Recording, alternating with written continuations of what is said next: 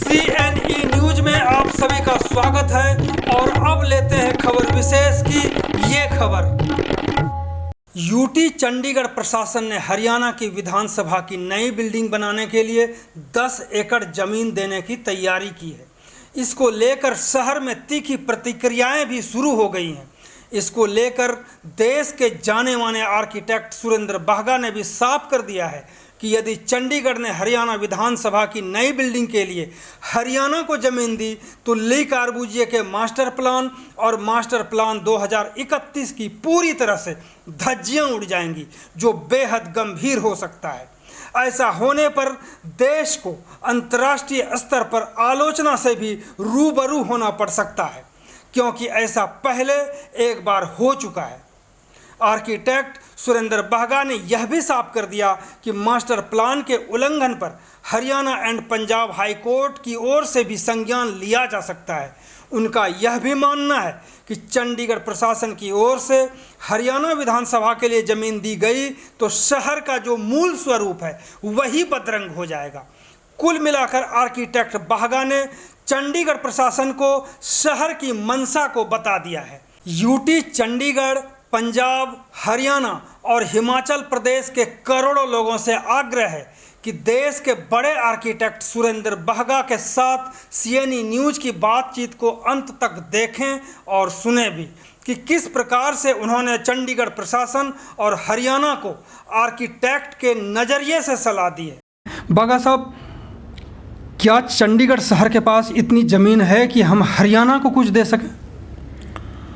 सबसे पहले तो मैं ये बताना चाहूँगा कि पूरे विश्व में, पूरी दुनिया में चंडीगढ़ इसलिए जाना जाता है क्योंकि इसकी जो आर्किटेक्चर है, इसकी जो टाउन प्लानिंग ली कार्बुजिए ने की है, वो बहुत ही एक उत्तम किस्म की है। और पूरी दुनिया में बड़े बड़े आर्किटेक्चर के विश्वविद्यालय, जो स्कूल हैं, कॉलेज हैं, वहाँ पे इसको पढ़ाया जाता है और भारत देश की ये शान है।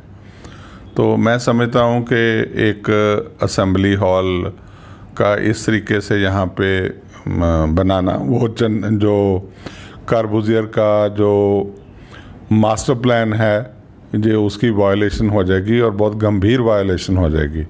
उसके बाद जब दोबारा से चंडीगढ़ का मास्टर प्लान 2030 करके कुछ बनाया गया, उसको भी चंडीगढ़ प्रशासन ने अप्रूव किया। उसके बाद होम मिनिस्ट्री में भी गया, तो ये उसकी भी वायलेशन है।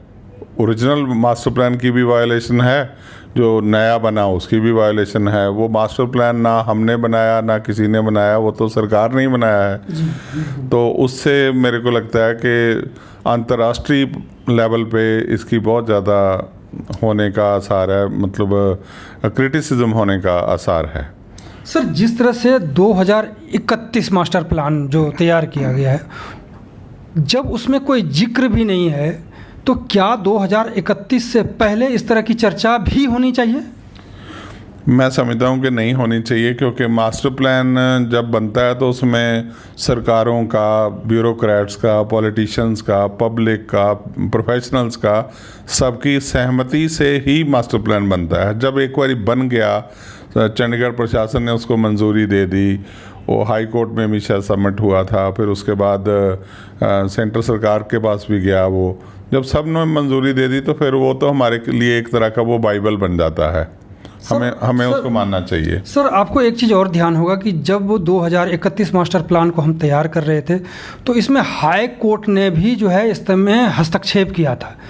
तो लगता नहीं कि अगर इन्होंने 10 एकड़ ज़मीन जो देने की बात हो रही है, इसमें हाई कोर्ट भी संज्ञान ले सकता है? हाँ, ले सकता है। अगर कोई शहर के जो लोग इसमें रुचि रखते हैं, अगर वो आगे जाएंगे तो हो सकता है हाई कोर्ट भी उसका संज्ञान ले, क्योंकि जब मास्टर प्लान में वो है ही नहीं है तो फिर वो उसके ऊपर लोग आपत्ति कर सकते हैं।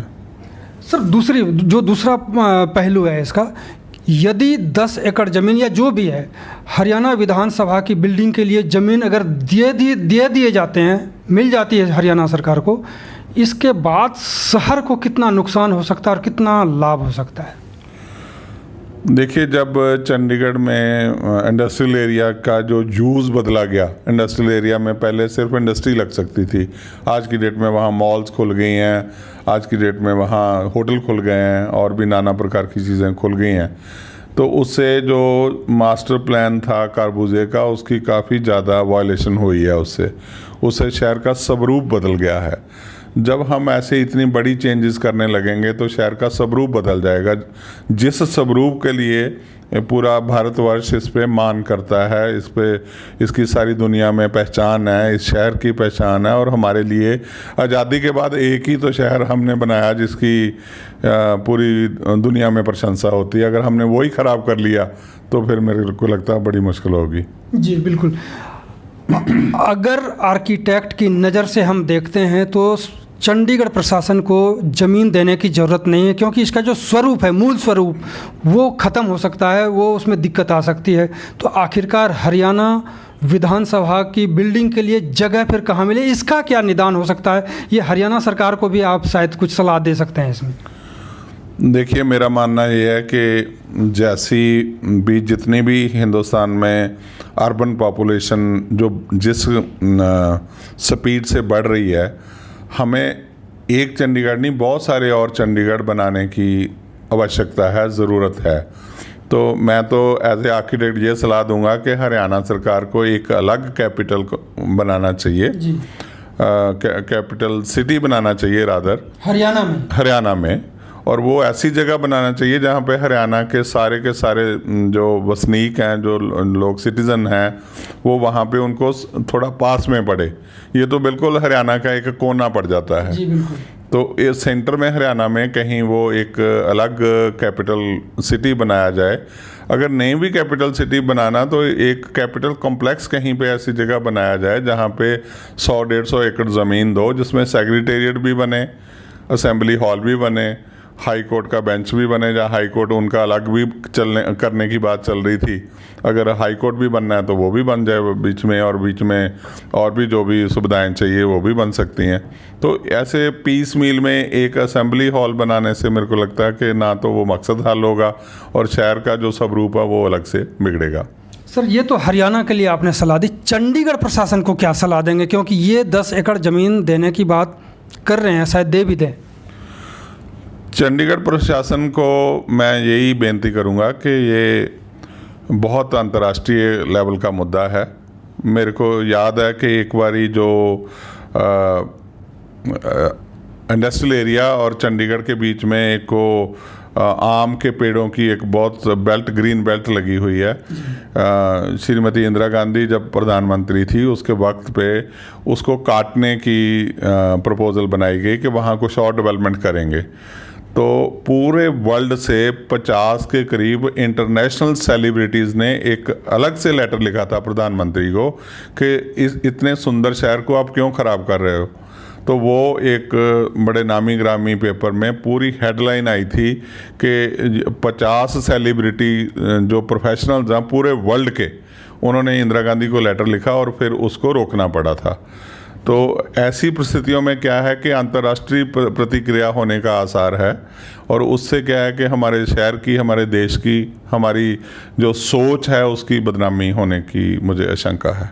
सर, एक और सवाल उठता है कि जिस तरह से ये प्रशासन ने कहा है कि 10 एकड़ ज़मीन, हम शायद लोकेशन भी ट्रेस किया हुआ है इन्होंने, ये होड़ नहीं ले सकती कि हरियाणा ने मांगा तो पंजाब भी मांग लेगा और पंजाब को भी देना पड़ेगा उसको, तो इस तरह से तो और भी बदतर स्थिति हो जाएगी इस शहर की, जो खूबसूरत शहर कहलाता है।